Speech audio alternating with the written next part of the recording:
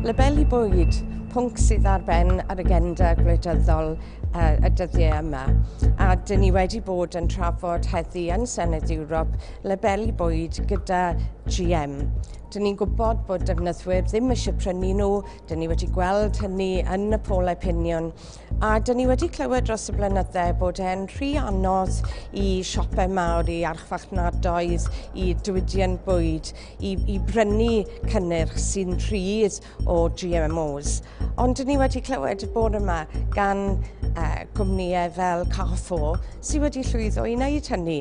Maen nhw wedi dod dros y problemau a maen nhw nawr yn stocio bwydydd sydd ddim yn bethau ychwanegol, ond rhan o'r bwydydd, y prif bwydydd maen nhw'n gwerthu yn eu siopau.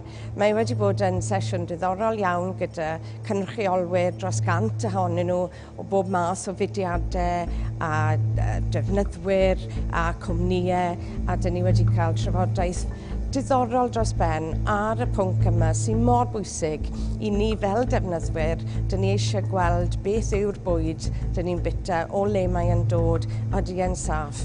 Ond mae hynny yn bwysig wrth gwrs i ffermwyr ni, i cwmnïau sy'n cynhyrchu i'r holl ddiwydiant bwyd.